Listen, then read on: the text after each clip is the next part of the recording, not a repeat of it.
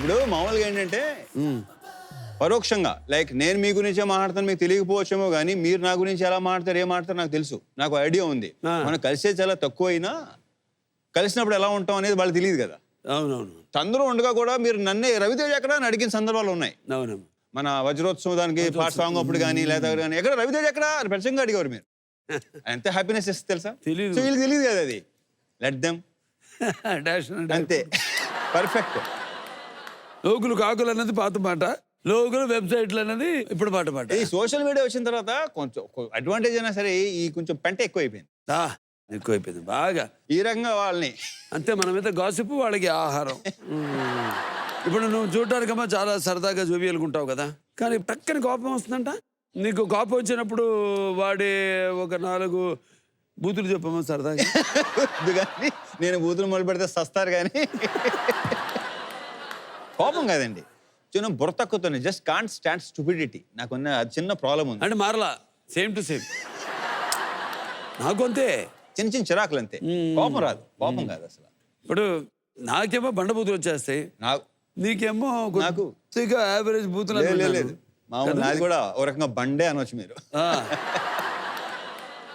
అంత సంసార బూతులే. కానీ నాకు ఏంటంటే అలవాటు అయిపోయింది. వీళ్ళు కూడా నేను తిడుతున్నా కూడా నవ్వుతుంటారు అదోలు.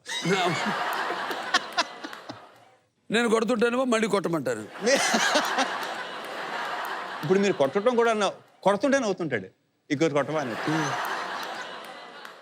నువ్వు ఎక్కువగా ఎవరైనా తిరుగుతుంటావా నీ చుట్టుపక్కల? అందరూ అండి, అందరు ఎవరు వదిలిపెట్టి అసలు ఎవరు అసలు కొంచెం బుర్రతకు మాట్లాడాడంటే దుబ్బులు తినేసి వెళ్తాడు. ఇప్పుడు మా వాడు ఉంటాడు, ఎవరన్నా అరే టీ పట్టరా అంటే టీనండి వెళ్ళిపోతాడు. అంటే అదేంటి మళ్ళీ మనం చెప్పం అవును రాని సర్వ్ చేస్తాడు అనుకరించి. మీకు గమనించుంటారు ఇండస్ట్రీలో చస్తే ముందుకు వచ్చి ఇప్పుడు నీళ్ళు మరి టీయో ఏదైనా అడిగితే అని వెనకరించి వస్తాడు. ఏంటి వెనక నాకు అర్థం కాదు. ఇలా అయితే తిరిగి ఏ నడువు పట్టింది అనుకోండి బాబా, మళ్ళీ ఇటు కూడా ఒకసారి తిరిగితే అని నేను అంటాను, ముందుకు వచ్చి దొబ్బించుకో అంటాను. అలవాటు అయిపోయింది. పర్లేదు వస్తారు. వస్తాడు. నేను అలాగే మాట ముందుకు వచ్చి దొబ్బించుకో అని వచ్చి దొబ్బించుకోని నీ బూత్ మాట కదా. సారీ అవుతా సెన్సార్ కటింగ్స్ ఏ ఉండవమ్మా ఇక్కడ, అంత ఓపెనింగ్. అంటే నీకున్న బీపీకి క్లారిటీకి ఇక 25 ఏళ్ళ నుంచి పడుతున్నాను కానీ మేకప్ మెను 20 ఏళ్ళ నుంచి నీ కాస్ట్యూమ్ డిజైనరు, వాళ్ళ పరిస్థితి ఏంటి? లేదు, వాళ్ళకి ఇప్పుడు క్లారిటీ వచ్చేసింది. వాళ్ళు క్లియర్గా ఉన్నారు ఇప్పుడు. కానీ అప్పుడప్పుడు చిన్న పడుతుంటాయి, ఏదో కొంచెం ఎక్స్ట్రా అంటుంటారు. కొంచెం మాట చెప్పిందే చెప్తే చెప్పాను కదా ఇందాక, చెప్పిందే చెప్తేనే ఇవాళ పడినా వాళ్ళకి చిచ్చిలేదు వాళ్ళు. ఓన్లీ అదృష్టవంతులు కాదమ్మా. ఇప్పుడు ఒక విషయం అడగాలి నిన్ను, ఏమంత తొందరని చెన్నై వచ్చేసావు? మేమందరం ఉన్నాగా. మీరే కదా ఇన్స్పిరేషను అక్కడ దాకా రావడానికి. మీరు కానీ చిరంజీవి గారు కానీ మీరే కదా ఇన్స్పిరేషను. అవి చూసే రావటం అంటే దీని తప్ప ఇంకేమి వ్యాపకం కూడా లేదు నాకు. ఇది ఒకటే తెలుసు నాకు, వేరే ఇంకేమీ తెలియదు. సినిమా సినిమా సినిమా అంతే. ఎన్ని బటర్ఫ్లై మాటలు చెప్తే వేషాలు వచ్చి ఉంటాయంటావు. రకరకాల but I enjoyed each and every moment of my struggle అండి. We all love you. Unstoppable. అంతే పర్ఫెక్ట్. ముందు సెంట్రీ యాక్టర్ అవుతామనా? యాక్టర్ అవుదామని వచ్చి ఎక్కడ ఎవరో అస్సలు నాకు నిప్రో సినిమాకి ఆ రాజా రవీంద్ర క్యారెక్టర్ ఉంది కదా, దానికోసం వచ్చాను అక్కడికి. బడ్చూరి వెంకటేశ్వరరావు బడ్చూరి బ్రదర్స్ రికమెండేషన్ మీద నా కొడుకు దూరిపోయాడు. బతికిపోయావు నువ్వు. ఆ క్యారెక్టర్ చేయడం మంచిదైంది. అది ఆ తర్వాత వాడికి సంఖ్యలు వేసి అలాగే ఉంటాడు కారులో. ఆ రాజేంద్రన్ నాతో అన్నాడు ఒకసారి, బాబు సినిమాకి హీరో నువ్వా నేనా అని అడిగాడు వైజాగ్లో. అప్పుడు చిరాకులో ఉన్న సినిమా నడుస్తుంది. విజయన్ మాస్టర్ తెలుసుగా, నరరూప రాక్షసుడు. ఫైట్ సీక్వెన్స్ ఇచ్చామంటే ఒక 15 రోజులు మినిమం. ఏంటో మాట్లాడుతున్నాను అన్నాను.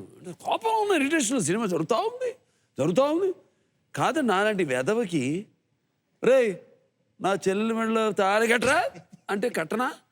దానికి ఎంతమంది పోలీసులు వెనకాల ఎండబడ్డాం, పైన హెలికాప్టర్లో వెనకాల కుక్కలు స్నిఫింగ్ డాగ్స్, ఇవన్నీ నాకు అవసరం బాబు అన్నాడు. అప్పుడే అనుకున్నా ఈ సినిమా దొబ్బిందిరా అని. కరెక్ట్ అండి, పర్ఫెక్ట్. మరి మీరు చేయకపోవడం మంచిదేగా. ఒక రకంగా ధర్మక్షేత్రంలో ఉన్నాను, ఆ గ్యాంగ్ లో ఒకటి నేను, వన్ ఆఫ్ ద గ్యాంగ్ లో. ఇప్పుడు అటు ఇదే మాట అన్నాడు రాజా రవీంద్ర, ఇంత అవసరమా నా కోసం అంటే? ఆల్వేస్ లైఫ్ ఈస్ స్ట్రగుల్ అమ్మా. అండ్ స్ట్రగుల్ అనేది ఎవరు అది రావట్లేదు ఏంటి అవట్లేదు చెప్పండి, లవ్ చేయండి, డిస్ప్రెస్ అవ్వద్దు, ఫ్రస్ట్రేట్ అవ్వద్దు. అవును. I enjoyed each and every moment of my struggle, అందుకే ప్రతిసారి అంటాను. టాక్ షో కాబట్టి నాకు చాలా ఇంట్రెస్ట్ ఉంది తెలుసుకోవడానికి, ప్రేక్షకులకే కాదు. ఇప్పుడు చాలా ఫీల్డ్ తిరిగి ఉంటావు, నో అని ఉంటారు, ఇస్తావని లేదంటారు, ఫస్ట్ అంతా రిజెక్షనే. ఏదో ఒకటి రెండు సరదాగా ఇన్సిడెంట్ చెప్పగలుగుతామా ఆరు వద్దా? అదే పర్లేదండి. ఇప్పుడు ఒకటి చెప్తాను, నేను శ్రీకాంత్ అందరూ ఒకే ఆ టైంలో వచ్చిన వాళ్ళు. అవునవును, మొత్తం సో నేను ట్రై చేసేవని శ్రీకాంత్ వెళ్ళిపోతూ ఉండేవి. నేను బాధపడేవాడిని కాదు, ఇబ్బంది పడేవాడిని కాదు, ఎందుకంటే బాగుంటాడు, బాగా చేస్తాడు నేను ఒక ఫీలింగ్ నాకు. అర్హత లేని వాళ్ళకి వెళ్తే మాత్రం కొంచెం చిరాకు వచ్చేది నాకు.